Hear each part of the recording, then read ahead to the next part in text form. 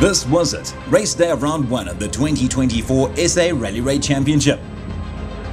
The competing crews have all seen a fair bit of action on the Friday of the event, but on the menu for the Saturday, 2 stages of rough gravel roads making up no less than 340 kilometers through the beautiful scenery that included sugarcane fields, bushveld, and a narrow mountain section that left zero margin for error. It's tricky opening of the roads here always. It's going to be tough. We're going to try and push 100%. May the best guy win. As the men who set the pace on the Friday, it was up to Toyota Gazoo Racing's Henk Ladekan and Brett Cummings to open the virgin roads on the Saturday morning. It's Brett on the notes. And at 8:30 they dropped the hammer in the Hilux. One by one, with just 2-minute intervals, the entire field, consisting of more than 30 cars and crews, set off in their challenge to claim victory at the Nkomazi 400. But before we get how it ended, let's take a quick look at some of the crews who weren't fortunate enough to see the checkered flag. The tough route clearly took its toll as several big names were forced to throw in the towel, including the likes of Brian Baragwanath and Leonard Kramer, who continued to develop the very fast Century Racing CR7. Skalkberg and Armand Tutoya's debut in the newly upgraded King Price Extreme Volkswagen Amarok also came to a premature end. And racing stalwart Johan van Staden and his son Sean added their names to the unfortunate list of retirees. Someone who did finish, albeit in the final classified position, was none other than gentleman Jeff Minnett, who alongside Nabby Rodney Burke claimed the side-by-side or SSV class in the process. But back to the big race up front between the boys in the blue, the gaggle of Gazoo Hiluxes, a few more Toyotas in the Team Hilux Rally Raid colours, and a string of Redline Revos. Oh yes, and don't forget about the man who surprised all by qualifying in pole position the day before, Jaden Els. At the front, split times revealed that Ladekan and Cummings were slowly increasing their lead over the chasing pack, consisting of teammates Variawa and Cazalet. And the first of the 2 NWM Fords, driven by Gareth Woolridge and Boyd Dreyer. There was, however, heartache for older brother Lance Woolridge and Kenny Gilbert, who suffered from a broken drive shaft that in turn damaged the brake line of their rapid Ford Ranger, effectively taking them out of contention. Also in the mix was the third of the Gazoo Hiluxes, piloted by Janelle de Villiers, who was obviously getting used to the new voice in the car in the form of Alvin Vonk in the navigator's seat. There were just seconds separating the old Fox de Villiers and the young crew of Jaden Els and Henry Kierna, who were showing that Friday's pole position was no fluke in their upgraded King Price Extreme SVR. Halfway through stage 2, Els was holding his own ahead of the hard-charging Horn brothers in the Team Hilux Rally Raid Hilux, the last of the Gazoo Racing Hiluxes in the hands of Guy Bottrell and Dennis Murphy, and another Team Hilux machine driven by the Blickno brothers, Vishy and Bantus. Chris Fiss and Blicky's Fenter were clearly enjoying the extra power in the Redline Revo GTR, but could not quite keep up with the frontrunners, while German driver Jürgen Schroeder and Stuart Gregory were doing a fantastic job of occupying a spot in the top 10, and that in an older and lower spec Nissan Navara. And what bad luck for local businessman Eben Basson and his navigator Leander Pinot. The Team Hilux crew started the day high up on the overall leaderboard, a remarkable achievement considering they were driving a small wheel Hilux in the so-called Adventurer class. But their adventure was halted when the steering in their car cried, "Enough." A scary thing to happen, especially in the mountain section of the route. Back at the Nkomazi fuel depot, the service crews had exactly 30 minutes to work their magic on the used and abused racing machines, while the crews also got a chance to take a breath and to reflect on the day's action. It's got something of everything. I mean, there was some beautiful stuff. I mean, halfway through the loop, I was telling Brett, this is fun. Teammate Variawa was finding the going tough during his first visit to Malalan. We had a lot of overshoots and stuff, so really not great, but I think in this next loop we'll try our best. Johan Horn continuing to fly the flag for Malalan here in what is your home race. How was that second stage? The front disc broke, so we had no brakes for this last, I would say, 50k or so. While the teams were preparing themselves for the remaining part of the race, the spectators, on the other hand, were enjoying the race from a different perspective. Oh, this is the life. You've got amazing rally action, you've got magnificent drinks, and delicious food. Welcome to the SA Rally Raid Championship VIP experience.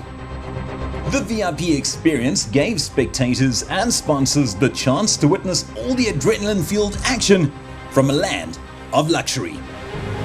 It's a hospitality area where you can entertain your sponsors and your clients. So we thought we'd try it out. It's proven to be a great success for the first race. So we're going to continue for the season. And it's just a way of us giving back to sponsors and attracting new sponsors. Yeah, this is very special. I must say, I do feel very important when I stand here. Sometimes the guys come to the race and they don't always know where to go. So it's nice for them to come to this area, sit here, they can see it on television, follow the race live. And you sit and you cheer for the guy that you want to follow and he still drives past you. So you get that live feeling. It's great to have iCam on board, live action, inboard cameras. There's three cameras per car, so you don't have to leave the comfort of the VIP area to watch the action. We actually, at breakfast, ran out to one of the viewpoints, stood there for a couple of hours, and I said, oh, let's come back. And I think we're going to sit here until the race is done. I mean, it's nice and cool, and you've got a couple of drinks going, some food. No, it's brilliant. Instead of driving around and chasing other buckies and stuff, sitting here enjoying the VIP room is lovely. Properly VIP, that's why. It's nice to sit here and view it from here. Food is lovely, drinks is nice, we're enjoying it. Absolutely awesome. Such an experience, such a great idea, and I really hope they do it often at all the races. Back to the action and the last throw of the dice for all the crews who had aspirations of winning the opening round. Just 168 kilometers remained. Once again, it was up to Henk Ladekan and Brett Cummings to open the road, where they encountered a spectator car along the route. The result was a collision between the two, but we're happy to announce that all the occupants escaped serious injury. With Ladekan removed from the action, the floodgates opened as several crews all of a sudden had a sniff of victory, including the remaining Gazoo Hiluxes of Variawa, Bartrell and De Villiers, the Ford of the remaining Woolridge, youngster Jaden Els, and the Team Hilux crews of the Horns and the Blicknose. In the end, there was huge disappointment for the NWM Ford squad when Gareth Woolridge and Boyd Dreyer were forced into retirement after being in contention early on. The culprit was a broken water pipe. Vos Prinsloo and Andre Vermeulen were the ones left to fly the flag for Ford and did so by completing the race just outside of the top 10. The fight for honours in the Adventurer T1 class also made it into the overall top 10, with Gerard and Rooney Heinlein claiming 3rd in class and 10th overall from behind the wheel of the Redline VK56. Johan de Bruin and Adrian Ritz put in an enormous effort to finish 2nd in the Adventurer T1 class after starting the final day in 24th place. The Redline Revo crew fought their way open to a 9th place overall finish with a little daylight between themselves and the crew who finished ahead of them, consisting of Daniel Schroeder and Ryan Bland in their older Nissan Navara. The German was also rewarded with an Adventurer class victory for his efforts. We were now nearing the business end of things, with the top steps to the podium still up for grabs. And with less than 70 kilometers to go, TGR, Sahoud Variawa and Francois Cazelet were still fancying their chances, but the tough mountain section of route was taking its toll on the braking systems in a number of cars, including the Hilux driven by Variawa. This caused them to slide off the road, where they got stuck for a while, until they were rescued by teammates Janelle De Villiers and Alvin Fonk, who pulled them back onto the road. That valuable time was lost, dropping Variawa down the order and into an eventual 7th place finish.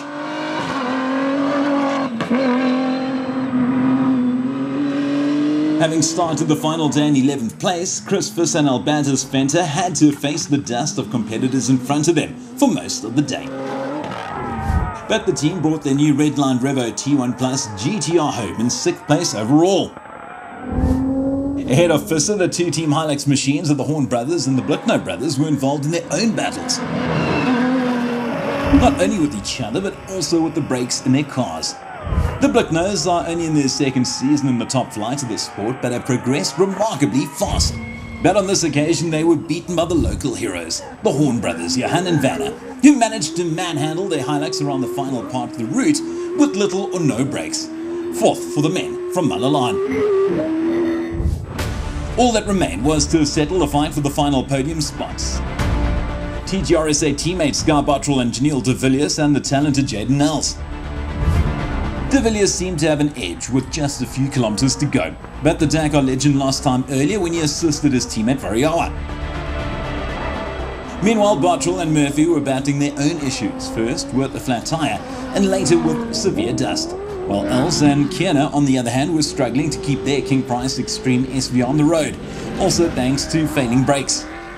The young man put in a valiant effort by mixing it up with big names, but in the end, he had no choice but to settle for third. So it came down to this, a duel between teammates Bottrell and Murphy and de Villiers and Vonk. And after 400 kilometers of racing that took a total of 6 hours and 21 minutes to complete, it was de Villiers and Vonk who emerged from the Malalan Mountains as the overall victors. And here it is, confirmation of de Villiers and Vonk's 45-second victory over teammates Bottrell and Murphy, with young Els claiming the final podium spot. The Horns narrowly missed out in fourth, ahead of their teammates, the Blitno brothers. Visser was next, followed by Variawa with the first 3 adventurer class cars of Schroeder, De Bruyn and Heinlein, rounding out the overall top 10. Nothing beats the sweet taste of victory from the winner's podium. He's still young, but we suspect this is something that Jaden Els will get to experience a lot more going forward. To Uncle Skalk and Skalkburger Motorsport for believing in me and backing me, supporting my dream. I think hopefully there's still a lot to come. So close, but yet so far for Bottrell, who came to within 45 seconds of a win here in Malalan. To come back and finish second overall is fantastic. Team did a great job. Dennis was really good on the notes. First time I'm sitting with Dennis. And another trophy for the rather full trophy cabinet of legendary driver Janelle de Villiers. His first one with Vonk reading the notes. I'm really happy, thanks to her. She did a great job on the notes, and the team did a great job with the preparation of the car. It is with great sadness that the SARC would like to dedicate this episode to the life of Joel Fourie, a true gentleman of our sport. Rest in peace, old friend. That was all the action from the Nkomazi 400 year in Malalan, and it was brought to you by Toyota, #Team Hilux Rally Raid, Ford, Castrol and ICAM. Next up, the SARC moves to the hills of northern KZN and the town of Vryheid for round 2, scheduled to take place on the 24th and 25th of May.